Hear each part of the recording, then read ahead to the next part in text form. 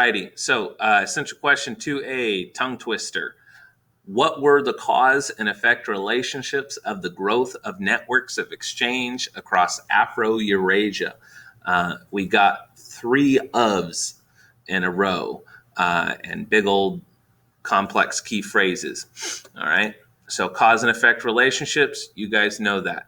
Our new ones, networks of exchange and Afro-Eurasia. Boom, we got a map showing both of those things. Here are our networks of exchange, both over land and over sea. And this is kind of a snapshot of Afro-Eurasia. Afro, meaning Africa, is over here. Eur, meaning Europe, right here. And Asia, this big old monster right here. Okay, so now what are the causes? What are the things that caused these networks to appear? Well, I'm gonna plant a little seed for you to think about, and I'll come back to it in a minute. Peace precedes prosperity. Okay, I'm gonna talk about how that's a cause. Okay, just in a minute. Let it sit back there. So first off, if I'm using the College Board answer, our cause of these networks is the growth of empires. So we've got the Abbasid Caliphate, we've got the Song Dynasty, and we've got what's going to be the Mongol Empire down below, or up here, okay? This Mongol Empire, okay? It's just going to be in the next reading.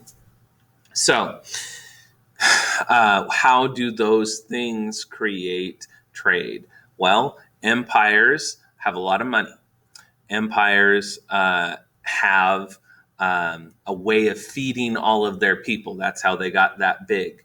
And they have security. That's how they got that big, right? They've got a military that can secure their borders, eliminate threats, okay?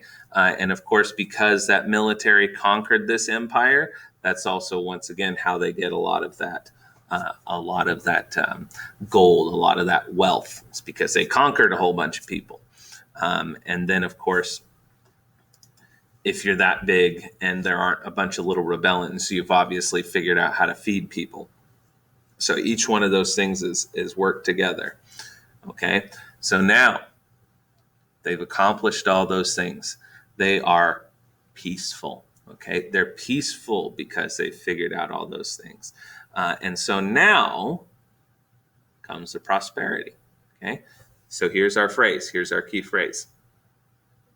If people don't feel their life is at risk, okay, if their safety is not at risk, they're willing to take economic risks.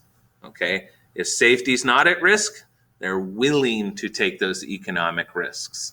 Okay, and of course, once again, like I said, they've got the money to go take those economic risks.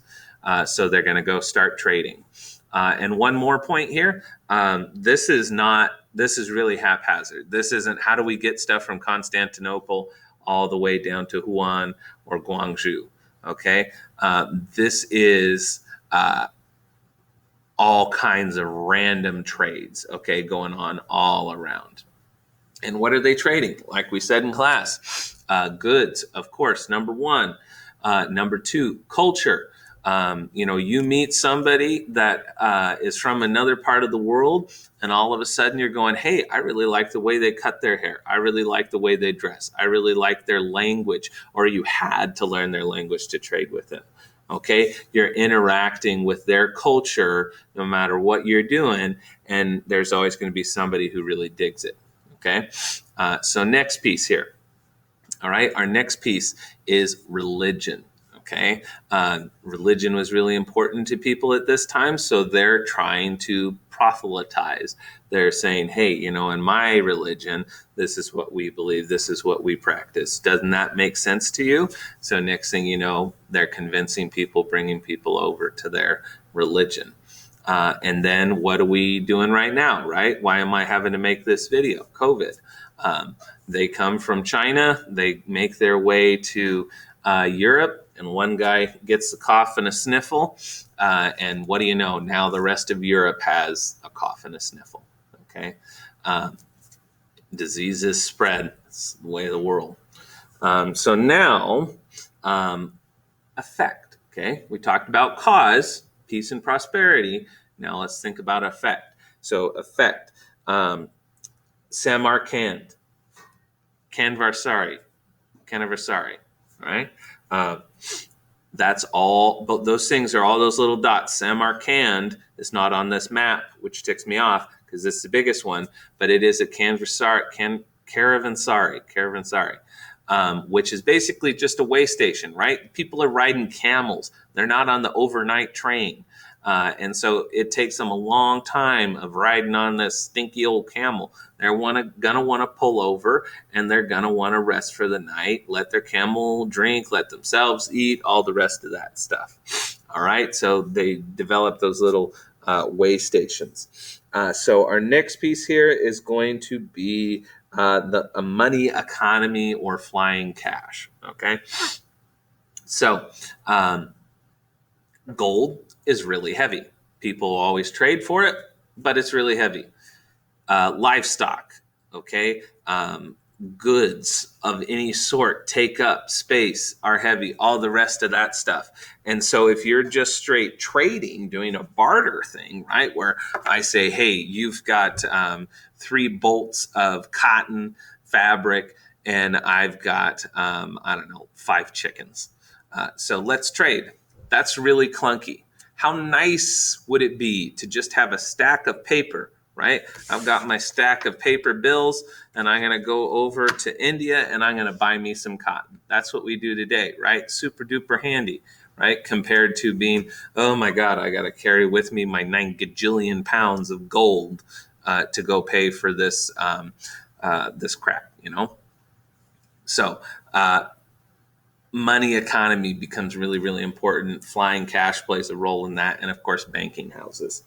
So those are our 3 key inventions. We've got that guy there. And one last thing that I want to remind you is that trade's been going on forever. Okay, trade's been going on forever since Rome. All right, just as an example, it's in this time period that it really does just blow up. Okay, because the empires feel safe. So they feel willing to take those economic risks and start trading. Okay, so it's been going on a long time, but it just starts blowing up due to the size of these empires, and then as a result, we get these innovations with sea travel, land travel, and money economy. All right, there you go. Oh my God, how is such a fucking minute?